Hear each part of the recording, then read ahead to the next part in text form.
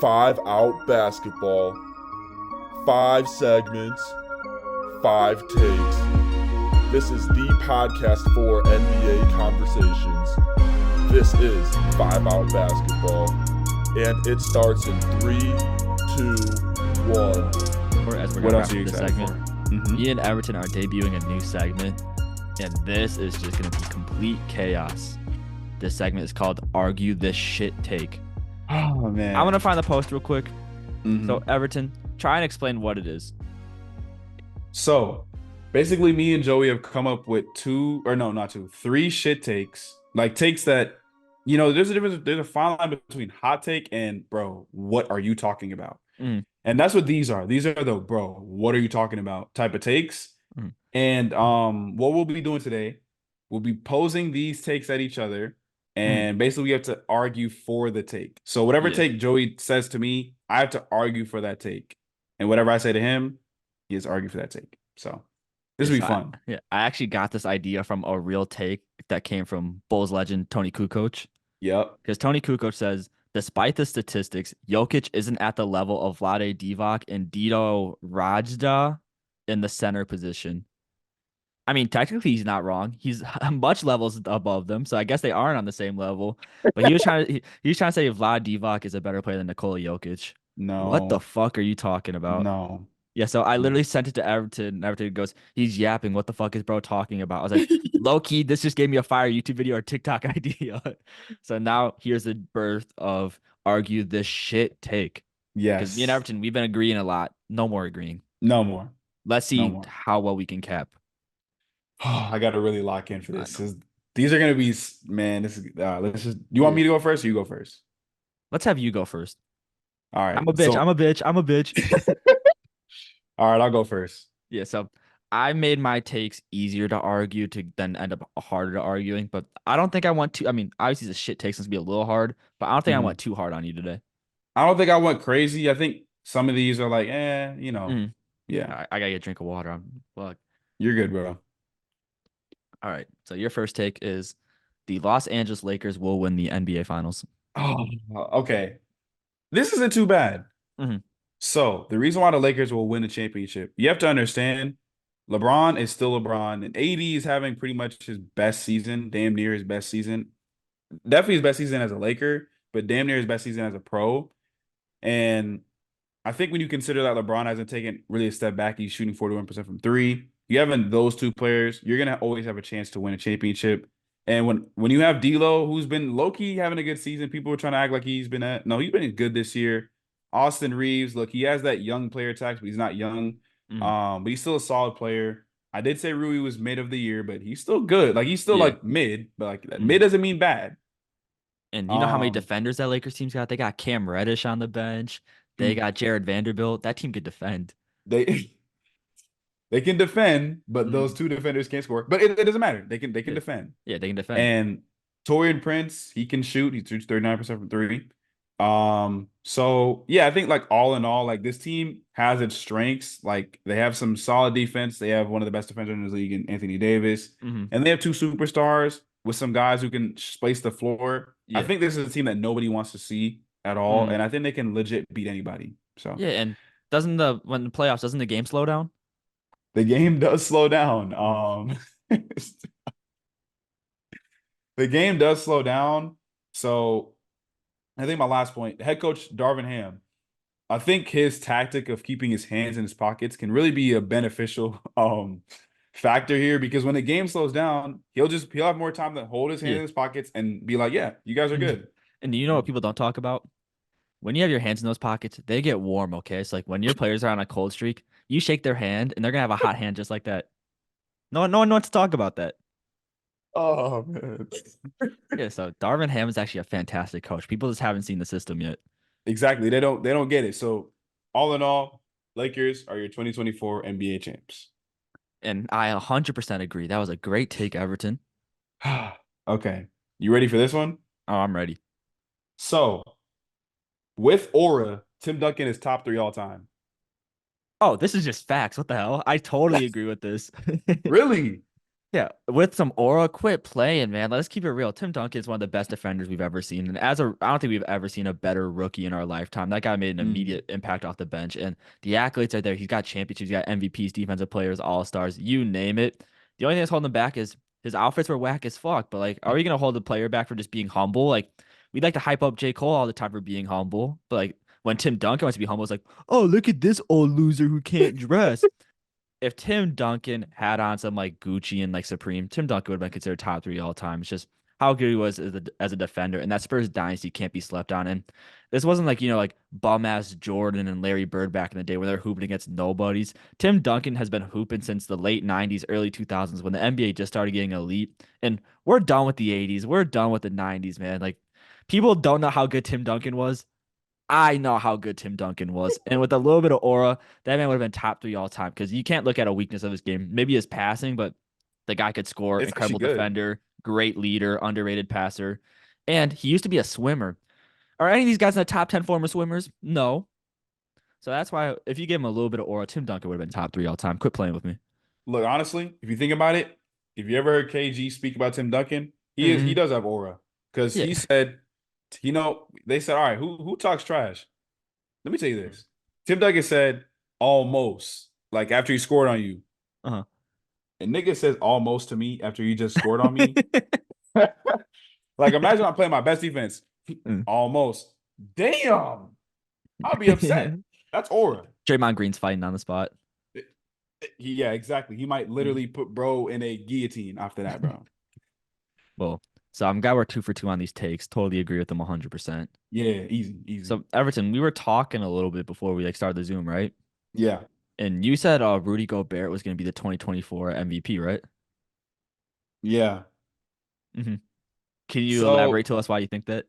so the reason why he'll be the MVP this year, Rudy Gobert specifically, the Timberwolves engine runs because of Rudy Gobert. You can say what Hmm. you want about Ant and his aura, but don't move past where Rudy Gobert's done. And I think, this might be weird, but you look at what Rudy Gobert's done in the past, him touching those microphones and getting the NBA shut down really switched up history and put him in a position where he is in Minnesota, Uh-huh. Minnesota, where he's now the best player on the team. He's the most important player to the team. And I think his defensive impact is something that you just can't overstate.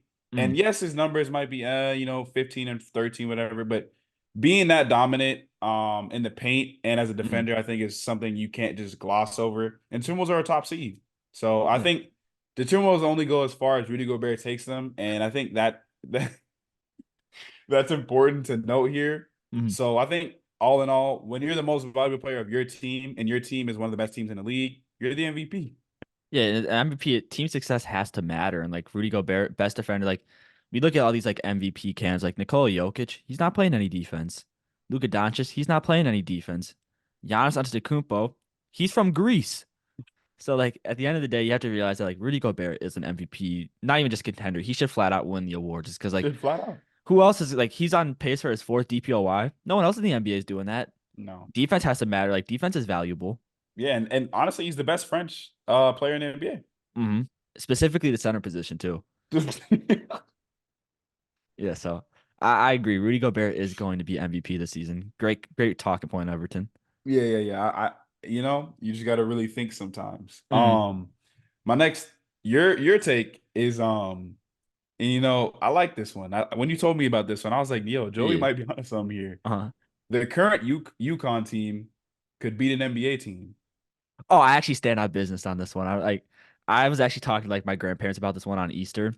It's just like Mm, first off, UConn, there's NBA talent on the team. Like you have Donovan Clingan and Stephon Castle, so the potential's there as well. You have great mm. role players as well. You have Tristan Newsome.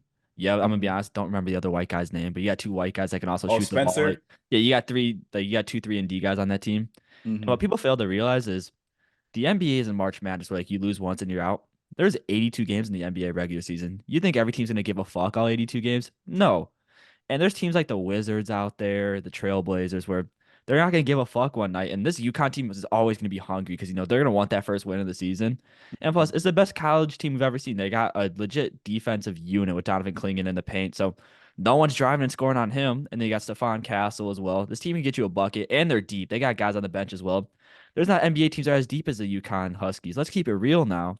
So you think about depth, and then no, like seriously, Dan Hurley would be one of the best coaches in Mm. the NBA. So they have elite coaching. That guy's a dog. So UConn, they're gonna be fighting every night. These NBA teams are not fighting every night. So don't let UConn catch them slipping. I'm giving them 4 or 5 wins in a regular season. Yeah, I mean, I agree. Wholeheartedly agree. I think that's a great take. And when you told me that, I was like, yo, Joey, you cooked, gang. I'm not Mm. gonna lie. This was one of your best ones. No, I appreciate that. But speaking of collegiate basketball, Everton, you were doing some tape study, and I was like, oh my God, I can't believe I didn't see this. I totally agree with you when you said Bronny James should be the #1 pick in this NBA draft. You And so know, elaborate on that one, please. I feel like people get caught up in numbers sometimes, but eye test matters. Eye test matters. When I watch Bronny play, I see LeBron James sitting sideline watching Bronny play. Hmm. And that reminds me, yo, this kid is just LeBron. Hmm. And if when I consider that, if I'm gonna be able to draft LeBron, I'm taking him one. Yeah. And yeah, you can say he averaged 5 points, blah blah. You're thinking Mhm. too hard. Yeah, USC was a bad team. They were a bad team, exactly. And he was coming back from some hardships. But Yeah. when you watch him play, all I see is LeBron. Yeah, exactly. And And like speaking of seeing LeBron, I feel like people don't talk about this enough. You know how much jersey sales Bronny James is gonna bring in? Like he might actually exactly, be top 10 just right off the bat. So like your team's gonna bring in a bunch of revenue. And with this being the worst NBA draft ever, how could you not take that #1? Because that's if you think about it, that's the most value you're gonna get because you can bring so much money with jersey sales. exactly. If everybody in this draft is going to be dog shit anyways, might as well take Bronny. He'll sell the most jerseys. Yeah, exactly. Like who cares about wins when you can bring in some fucking money and like Yeah, bring in that money, but get in that revenue, and he's and still like LeBron's son. and another point is like a lot of these players don't have grit. They're bitches in this draft. Bronny came back from a heart attack and started hooping. Who else is fighting adversity like that? Nobody, no, and who Mm. else is LeBron's son? Yeah. And also, speaking of LeBron, he's coming with. It's a package deal. It's like drafting LeBron at #1. So, Yeah, Everton, that was a great take. thank you, Yeah, no thank you. problem. So even to just move away from collegiate basketball, sometimes people always do player comparisons. And when you brought this one to me, I'm like, yo, this one might actually be a winner. Mhm. So you told me that, if you replace Damian Lillard with Steph Curry, the Warriors still go 4 for 4 on rings. And I'm not mad at that. Mhm. Okay, so like if we're going off like YouTube highlights, like yeah, Stephen Curry has these deep shots, but when it comes to game winners, Damian Lillard is one of the clutches of all time. And true, like if you want to build like a team around a roster, like I think the Warriors could want more with Damian Lillard because like Stephen Curry, he was too busy looking at feed online, like so that's really kept him like sidetracked. So that's why like the Warriors weren't able to win as many games. Damian Lillard, if there's some baddie sitting on the sideline with some open-toed shoes, he's not gonna be distracted like Curry is. So like I think that'd be a big plus just for locking in. And like Dame time is just a cooler nickname than anything Stephen Curry's ever had. Yeah, Stephen Curry's not pointing at the watch. Like he's pointing at some like real estate to make tactics more expensive. So like I think when we're talking to characters, I think Damian Lillard has a better character. And that's one like they're both fantastic 3-point shooters, but like in all honesty, like Curry just made the shot popular, but like Damian Lillard's definitely a better 3-point shooter. Like we've seen these three like who won the more recent 3-point contest? Stephen Curry was like washed back then. So I think Damian Lillard has always been the better 3-point shooter. And so like and he's a better passer. And so like at the end of the day, the Warriors probably would have won one more rings with Damian Lillard.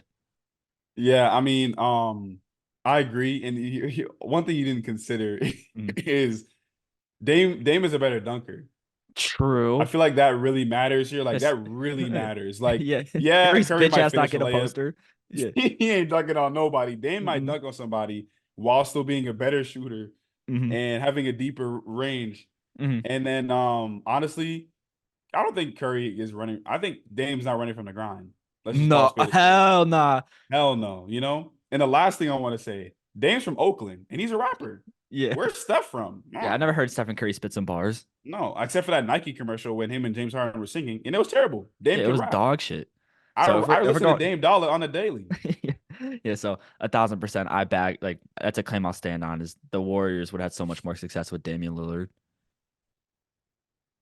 And that's gonna be the end of arguing for shit takes. Unless you're slow, you don't actually support any of those. No. No. After no, it's hard to stay in Oh character. This is gonna be a hard segment to do in the future. no, but I love it. That Yeah, was no, so funny. I'm not yeah. gonna lie. That was so funny. Oh my Like, God. I don't I know didn't what know. was my favorite Yeah. one. I'm actually impressed with how hard we can BS on the fly. That was really impressive. That Like, was impressively so that oh my yeah. God. I can't even I couldn't even put words on that. I was so funny, We'll dude. be coming back to that, no question. Thank you so much for tuning into this segment of the 5 Out Podcast. I am Joey LeMaster, and me and Everton are so thankful for your guys' support. If you want to keep supporting us, please check out the full podcast on Spotify and follow our TikTok account. Both of those will be in the bio, and make sure to leave a like and stay smooth.